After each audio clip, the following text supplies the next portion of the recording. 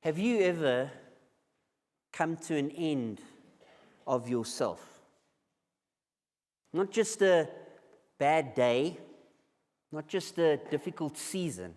I mean, really come to the end of yourself. Where you look at your life and you see nothing but empty hands. Where hope becomes a foreign language to you.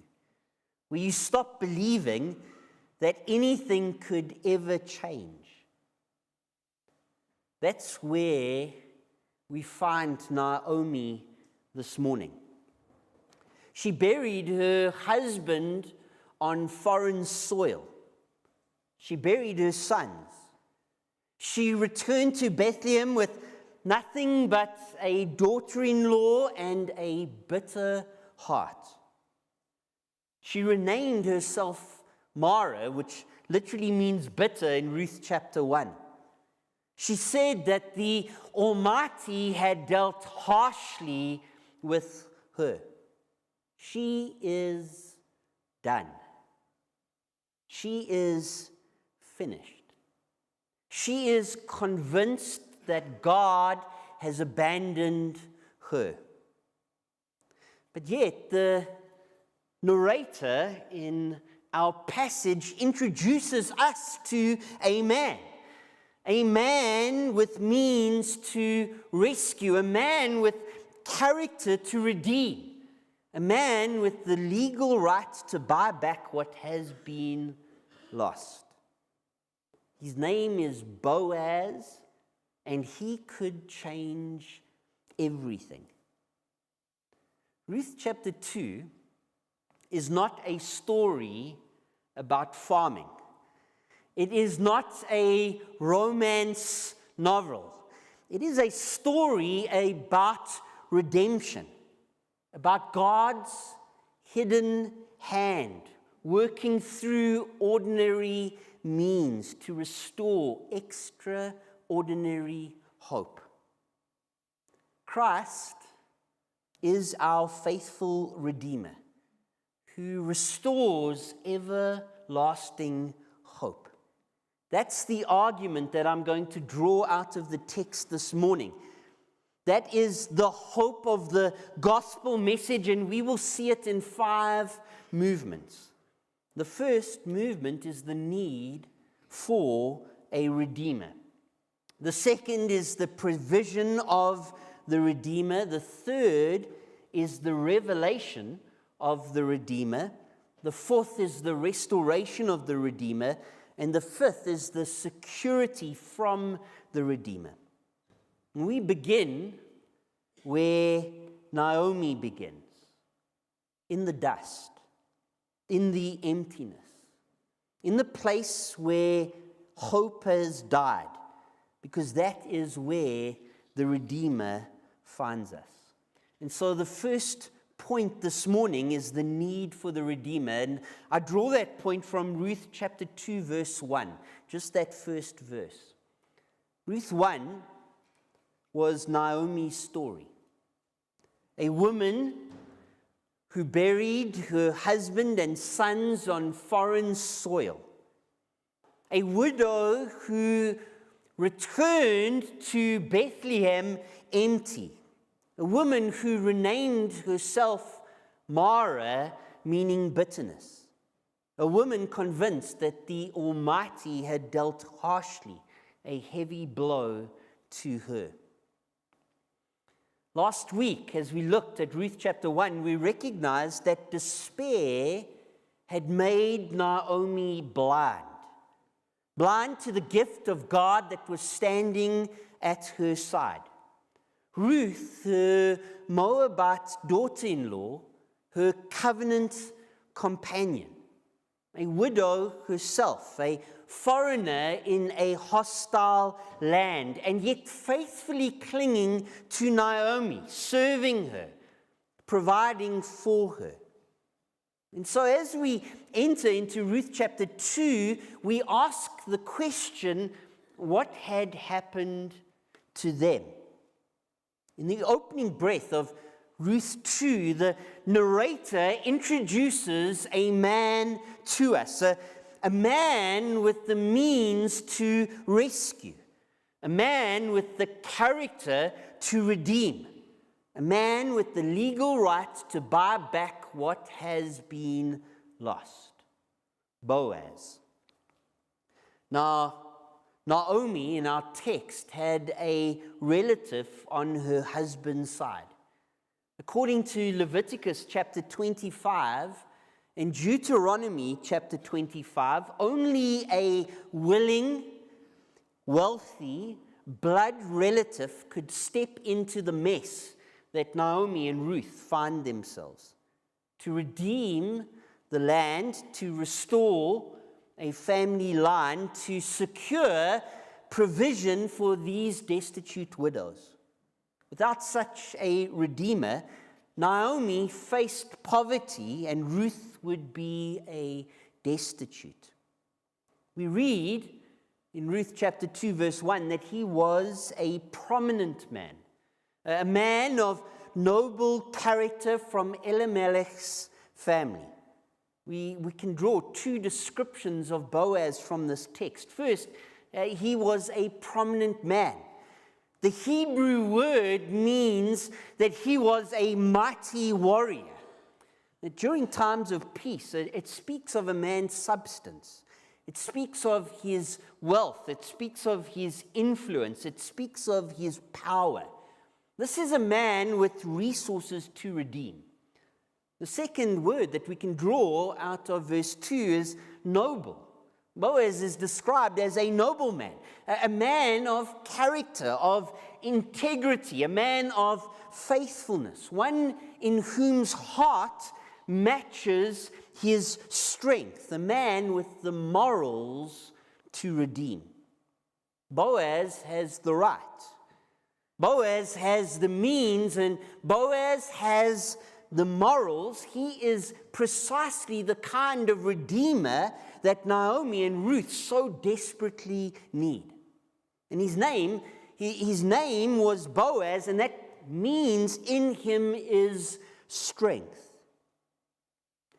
Naomi is bitter, and Naomi is empty, and Naomi is convinced that God has abandoned her. But God, of course, has not abandoned Naomi. His man, in whom his strength resides, stands at the ready. Presently, he is hidden from her eyes, but he's been revealed by the narrator in Ruth chapter 2, verse 1 to ours. We see what she cannot. The stage has been set. A redeemer is near. But can this redeemer really restore what has been ruined? Will a foreigner, that's Ruth, the Moabitess, will she be welcomed or will she be rejected? How will Boaz react when he sees her? All of that leads us to the 2nd through to the 19th. So this is a long point. It's the majority of the text, our second point, the provision of the Redeemer. The provision of the Redeemer. A Redeemer, it turns out, can only provide if someone is willing to step toward him. And that's exactly what we see Ruth doing in this verse. She doesn't wait passively for rescue. She moves, she acts, she places herself in the path of God's provision. We read, Ruth the Moabitess asked Naomi, "Will you let me go into the fields and gather fallen corn behind someone with whom I find favor?" Notice what Ruth does here. She doesn't sit with her hands folded on the couch, waiting for help to magically appear. No, she takes responsibility. She knows something of the law, that it allows for gleaning. She knows that she is a foreigner in a hostile land, that gleaning can be dangerous, that landowners would often exploit or harm vulnerable women. And yet, Ruth steps out in faith. She trusts God's provision even when her path is uncertain. So we read in our text that Ruth left and entered the field to gather corn behind the harvesters. And she happened to be in the portion of the field belonging to Boaz that we were introduced to in the last verse. She just happened to go into Boaz's field. Well, this is not luck. This is not coincidence. This is the providence of God. Providence is the hidden hand of God directing all things together for his purposes. Ruth does not know whose field she is entering into. She's simply seeking provision. But the narrator tells us what she cannot see, that she has happened into the field of Boaz, that God is guiding her footsteps, that not one atom drifts outside of his sovereign control. In our text later, when Boaz arrives from Bethlehem, he said to the harvesters, "The Lord be with you," and they replied to him, "The Lord bless you." It's not a secular work site. This is a community that acknowledges God. Boaz leads the blessing, and his workers respond with blessing to him. In our text, we read that Boaz asked his servant, who was in charge of the harvesters, "Whose young woman is this?" And the servant answered, "She's the young Moabite woman who returned with Naomi. She came and has been on her feet since early this morning." You can notice here the servant's testimony. Ruth has labored all day without complaint. She is diligent. She is humble. She asked for permission. She doesn't assume. She's a foreigner in a land that despises Moabites, and yet she labors hard. No bitterness in her. No complaint in her, just faithful labor. And Boaz, he sees it and he hears it. Our text continues. Then Boaz said to Ruth, "Listen, my daughter, don't go and gather corn in another field. Stay here close to my female servants. I ordered the young men not to touch you. And when you are thirsty, go and drink." What we're seeing in the text is Boaz giving protection. Boaz does not just tolerate Ruth, he shelters her. He commands his men not to harm her. He invites her to drink from the water that his workers have drawn. He gives her access to safety. In a world where vulnerable women were often exploited, Boaz guards her. He doesn't just give her a job, he gives her a shield against exploitation. He publicly places her under his protection of any potential threat. Now, Boaz. I don't even know where I came up with that word. Now, Ruth and Boaz, Boaz. Now, Ruth responds with humility. "Why have I found favor with you?" she asks. "So that you notice me, although I am a foreigner." She falls face down before him. She does not expect his grace, but she is amazed at grace. Boaz answered her, "Everything you have done for your mother-in-law has been fully reported to me. How you left your father and mother and your native land, and how you came to a people that you did not previously know. May the Lord reward you, under whose wings you have come for refuge." Ruth has taken refuge under Yahweh's wings. And Boaz, he blesses her, and then he becomes the means through which those wings will provide shelter. He becomes the agent of God's care to Ruth. And then comes the abundance at mealtime. Boaz invites her to eat with his workers. She sits with them. She shares their bread. She is not kept at arm's length from them. She is brought into fellowship with them, and she eats, and she is satisfied, and she has leftovers. When she got up to gather the corn, Boaz then orders his young men, don't let her even gather corn from among the bundles. Pull up some stalks from the bundles for her, and don't rebuke her. The provision from Boaz is accelerating. The law allowed for people, the destitute, those who were oppressed, the foreigners in the land, the law allowed for them to gather at the edges of the field, but Boaz gives her access to the bundles. He is not giving her begrudging charity. He is giving her abundant generosity. Boaz is going far beyond the Lord. He is giving her from his own abundance. And so Ruth gathered about 20 liters of barley.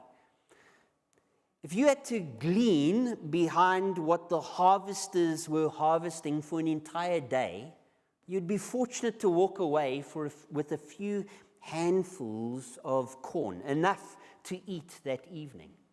Ruth walks away not with a snack. She walks away with a heavy load. Visible proof of Boaz's superabounding generosity toward her. Enough for weeks. Enough to sustain Naomi, her mother-in-law. Enough to bring hope to their home. And so Ruth returns to Naomi. She brings what she has gleaned. She brings what she has left over from her meal. Everyone loves leftovers, and Naomi is hungry. Ruth comes with leftovers. Naomi asks, "Where did you gather barley today? Where did you work? May the Lord bless the man who noticed you." Naomi is beginning to see God is at work here. Her bitterness in her heart is beginning to crack. Hope is beginning to be stirred. The Redeemer's kindness provides protection and abundance. Boaz does not merely meet Ruth's needs in this point. He overflows them. He protects her from harm. He provides more than is enough. This is what the Redeemer does. And it is a foretaste of something greater. And there's more in this text. This man is not just a generous farmer. He's not just a good employer.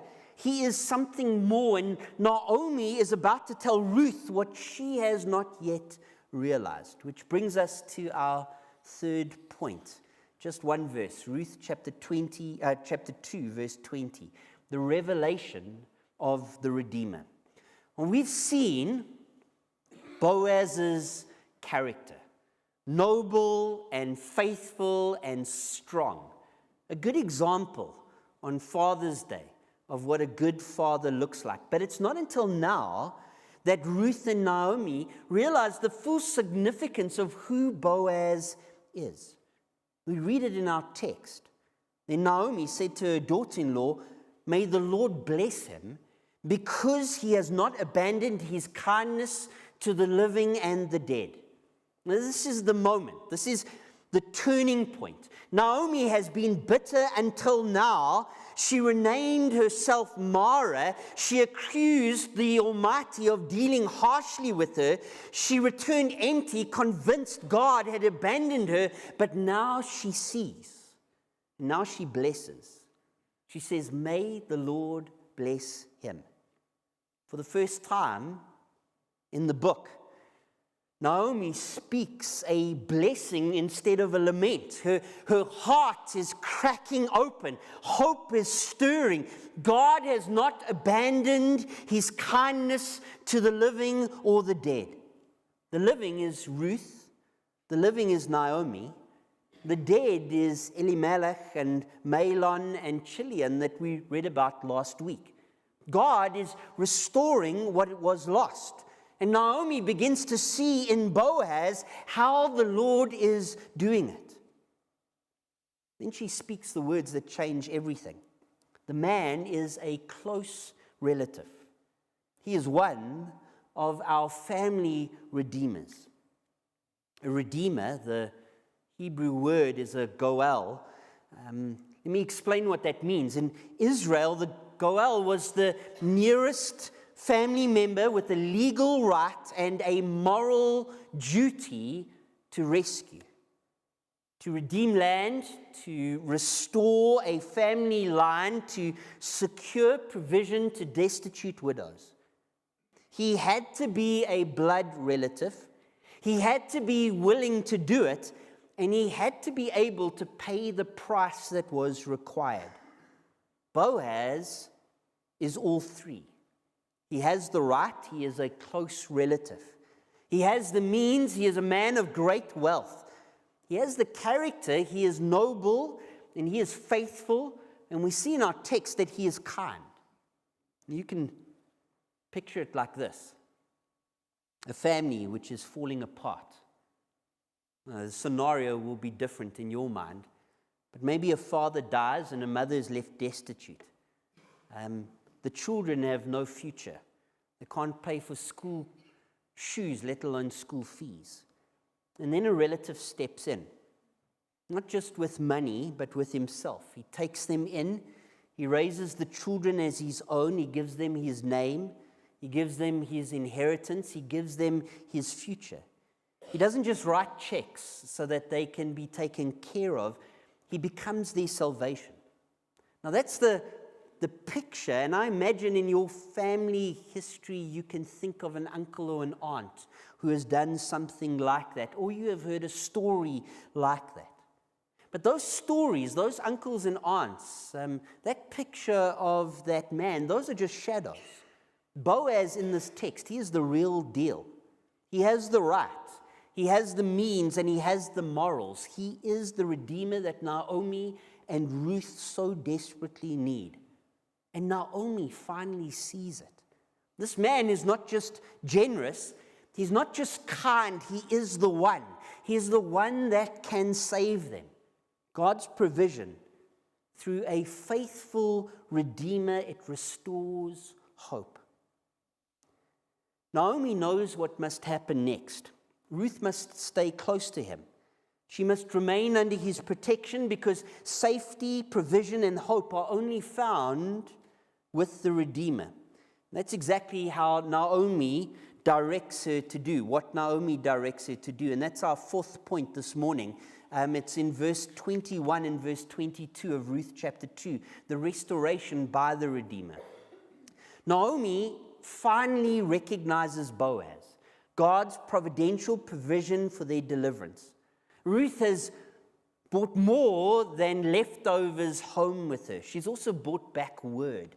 Boaz told her something else, which she now relays to her mother-in-law: stay with my young men, until they have finished all my harvest. Boaz did not just give her a day's wage and then send her on her way. He gave her an invitation. He gave her an open door. He gave her a future. He said, stay. The word actually is the same word which was used in Ruth chapter 1, verse 14, that idea of stay. In that passage, we read of Ruth clinging to Naomi. The loyalty that Ruth gave is now returned with interest. Covenant loyalty. Not for a day, over months. And this ongoing provision, it does something remarkable in our passage. It heals Naomi's heart. Listen to what she says. My daughter, it is good for you. It's a shift. It's a shift from Ruth chapter 1, where she lamented, the Lord has brought me back empty. Where she said, call me Mara, I am bitter. Now she says, it is good. The Hebrew word here is tav. It means pleasant. It's pleasant. Now, if you remember last week's sermon, Naomi's name literally means pleasant. Naomi is speaking her name again. Bitterness is giving ground. Hope is winning in this text. Naomi is not just healed. she starts to think about Ruth and not just about herself. She becomes protective over her. She says to work with his female servants. She tells that to Ruth. She knows where safety lies. She directs her to stay there. The woman who couldn't even see Ruth standing next to her last week, couldn't see her as anything else other than a burden, is now mothering over her, guiding her, guarding her. The Redeemer's kindness, it provides more than food to this family. It heals the broken, it restores the hopeless. And this restoration, it's not fleeting. It stretches out beyond the moment. It secures a future for these two ladies. And that security is what we see next in our final point, the security from the Redeemer in verse 23. We know that Ruth and Naomi, from the previous chapter, they arrived at the beginning of the barley harvest. We saw that in the last verse of chapter 1. Yeah, we read that they stayed until the barley and the wheat harvests were finished. That's a 3-month period. Day after day, she labored in Boaz's field under his protection. The need for a redeemer is met by the Redeemer's provision. The revelation of the Redeemer led to restoration, and now it leads to their security. Not a single day's wages, but months of care. Not a single act of kindness, a pattern of protection. Boaz did not recognize her once. He sheltered her daily. And at the end of verse 23, Ruth lived with her mother-in-law, the woman that she clung to in Ruth chapter 1, verse 14. The Redeemer's provision did not just cause her to forget the one that she came to serve, it enabled her to serve faithfully. 1,000 mornings, 1,000 fields, one faithful foot after another. And that's because the Redeemer's provision does more than feed. It heals, it restores, it builds a life that goes beyond the harvest. Naomi arrived onto the scene empty and bitter, and now she sees good. Ruth arrived foreign and vulnerable, and now she labors in safety. Their household has moved from barrenness to abundance, from isolation to community, from despair to daily bread. God's provision, through a faithful Redeemer, it restores hope. Not a hope that flickers, not a hope that fades, hope that endures. Because the field is not the source of their hope, and neither is the man that owns it. God's providence fuels the hope that Naomi and Ruth now share. And that hope, that idea of God-given hope, it pushes us forward onto another field. No, not to another field, to the one who provides it all, the greater Boaz, the faithful Redeemer, the one who restores everlasting hope. Look at what we've seen and consider what we've seen through the whole of Ruth chapter 2. Naomi, she arrived empty, but she leaves full. Ruth was a vulnerable foreigner, but now she labors in security. Why? Because of this man, Boaz. The text is shouting to us a glorious truth that God's provision through a faithful Redeemer restores hope. When the sovereign God steps into our ruin through a qualified rescuer, everything changes. But friends, we cannot stop in the barley fields of Bethlehem. If we leave this story as a mere moral lesson about human kindness or financial rescue, we miss the point. A Christian audience cannot simply apply this text without the gospel. Why? Because Boaz is just a shadow of something greater to come. He points to someone greater. Boaz provided temporary bread, but our greatest hunger is eternal. We need a greater redemption, and God has provided one. Paul writes in Ephesians, in Him, in Jesus Christ, in Him, we have redemption. We have been bought back. In Him we have redemption through His blood, the forgiveness of our trespasses, according to the riches of His grace. Friends, behold the ultimate Redeemer. Jesus Christ did not merely drop extra handfuls of grain for us.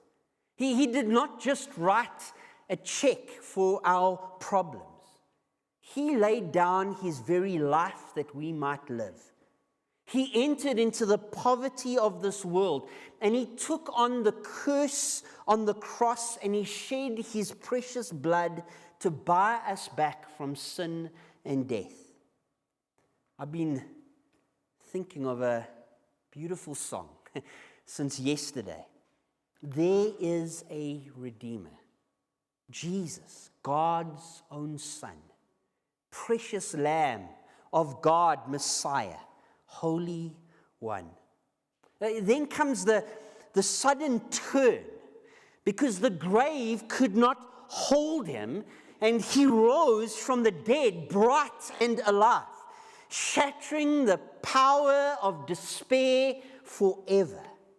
This is the feast, not leftovers. This is the great meal of eternity. The cross is where our rescue was paid, and the empty tomb where our future was secured. Boaz restored Naomi's hope for a season, but Jesus alters our reality forever. He does not rescue for a single harvest. He anchors us for eternity. Because He lives, our destination is secure. Christ is our faithful Redeemer who restores everlasting hope. So how do we live in light of His spectacular rescue? How does this eternal reality change our modern everyday struggles? Well, we need to move and see how this truth lands directly on our hearts. And so first, to those of you who believe, those of you who have put your faith and trust in the great Redeemer, Jesus Christ, as your Lord and your Savior, here is application from Ruth chapter 2 for you. Stop believing that God has abandoned you when your life feels empty. That's what Naomi did. She renamed herself Mara. She said that the Lord had dealt harshly with her, that He had abandoned her, but He hadn't abandoned her. He continued to work. It was hidden from her eyes, but it was revealed to ours. Friend, when circumstances seem barren, remember, God's providence often comes to us through ordinary people, through ordinary kindnesses. A word of protection, a meal shared, a field that you might labor in. That's how God's providence comes. Not with trumpets heralding its arrivals, but with grain enough for today and hope for tomorrow. This week, friend, identify one area where you are prone to give up hope. A place where you might have whispered, God has forgotten me. Bring it to the light, and then pray. Pray to see His providence at work. Ask Him to open your eyes to the Boaz that He has placed in your path. A friend who checks in on you. A neighbor who offers to help you. A church which provides for you. The ordinary means of His extraordinary care.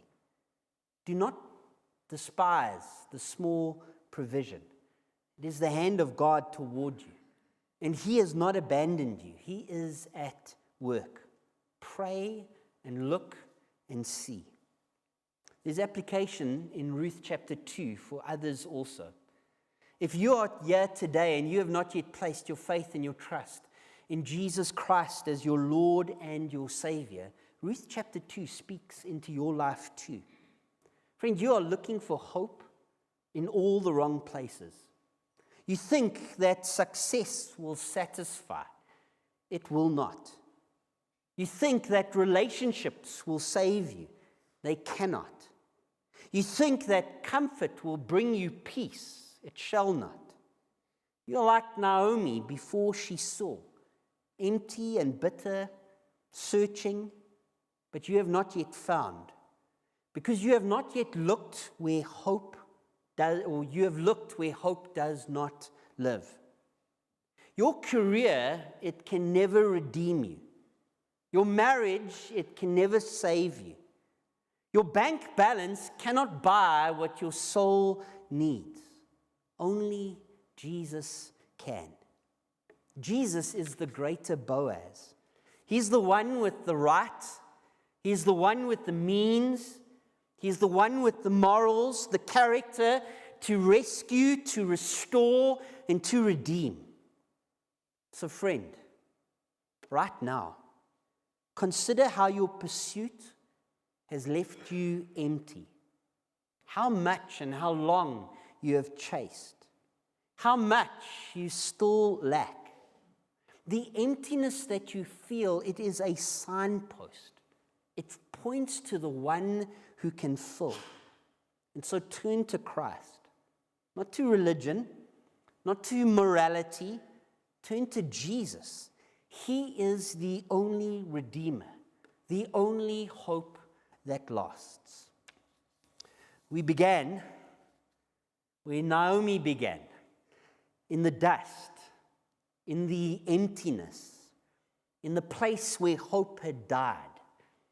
You remember her, a woman who buried her husband on foreign soil, buried her sons, returned to Bethlehem with nothing but a bitter heart.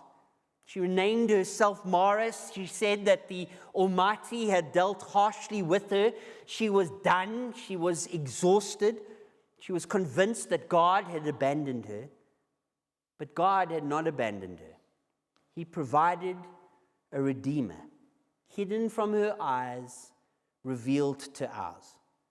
We've seen that Redeemer in 5 movements this morning. We first saw the need for the Redeemer, because Naomi was empty and Ruth was destitute. We saw the provision of the Redeemer, because Boaz sheltered and Boaz supplied. We heard of the revelation of the Redeemer, because Naomi finally saw who he was. We read of the restoration by the Redeemer, because his kindness healed her heart. And then the security that came from the Redeemer, because Ruth stayed in his field from harvest to harvest. And all of this points to Christ. Christ is our faithful Redeemer who restores everlasting hope. And so stop believing that God has abandoned you. When your life feels empty, he is working, often through ordinary people, through ordinary kindnesses. Look and pray and see. And to those of you who have not yet placed your faith and trust in Jesus, are you still looking for hope in the wrong places? Your career will not redeem you. Your relationships will never save you. Only Jesus can. Turn to him. He is the great Redeemer. He is the only hope that lasts. The God who provided a Redeemer for Naomi has provided a Redeemer for us. Boaz is a foretaste. Christ is the feast. He invites you to stay in his field, to trust in his provision, and to rest under his wings. Will you? Amen.